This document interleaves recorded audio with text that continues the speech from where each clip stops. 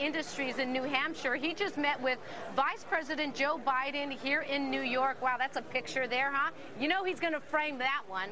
Well, before Pike Industries won its first stimulus construction project, Zimmermann was planning to lay off 100 of his employees. After winning the contract to repave Route 101 in New Hampshire, Mr. Zimmermann was able to retain those employees and hire 100 more workers. So, does this prove the president right? Stimulus money will indeed save or create jobs? Let's ask our next guest, Mr. Zimmermann, true or false? Welcome to Happy Hour. Thank you for having me.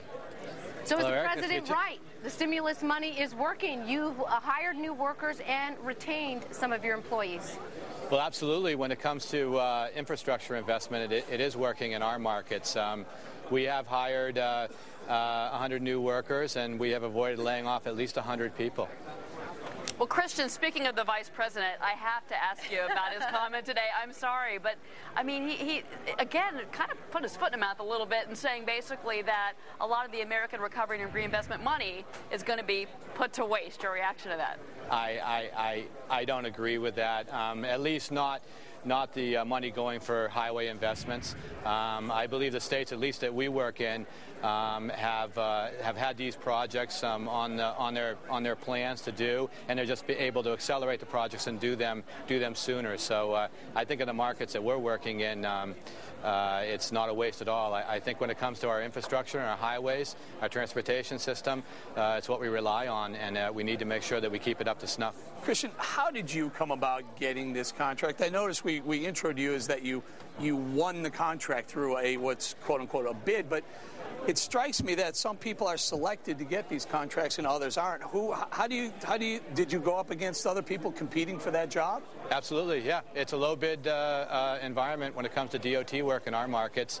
You put a bid together, and the job is bid at a certain time and a certain day. They open the bids up, and whoever the low bidder is gets the work. You have to be pre-qualified in the state to be able to bid the work. But just touch on that. What are qualifications to be able to put a bid in? Oh, it's just like if you were going to have somebody do work on your house. You'd want to find out about their references. You'd want to look at some of the work they've done in the past. And the states want to do the same thing with the contractors who are doing work for them. So, Mr. Zimmermann, then, you know, the people are saying the criticism in all of this, and our next guest, former Congressman Dick Armey, coming on, I'm sure he's going to say as well, this is only a temporary fix. The critics say, sure, you can have this construction project from the stimulus money and hire new workers and keep those workers for, 18 months, a year, say a year to 18 months. What happens after that if the economy doesn't recover? Are we going to have to give you more money for yet another construction project? Well, we believe at our company anyway that the stimulus will carry us through 2010. After that, we will need a reauthorization of the federal aid highway bill that continues to invest in our infrastructure. Obviously, it's a concern of mine. I don't like laying off people. I don't want to lay off people, and I'm hopeful that another 18 months from now we'll see a good. Let me follow up though, because your workers, though, if you're hiring those workers and they're only going to be having a job for a year to 18 months, then they're not going to go out and buy homes. They're not going to go out and buy GM cars, or they shouldn't. Well, again, these people would not be with a job right now. They certainly are going to spend their paychecks on something over the next 18 months, and I truly believe that Congress and the administration will come through with highway funding that will enable us to sustain these jobs into the future. Christian, this is Red Ink Week on Fox Business. We're talking about the massive deficit this country is in right now. A big part of that deficit is stimulus. Are you worried about the debt the country's taken on?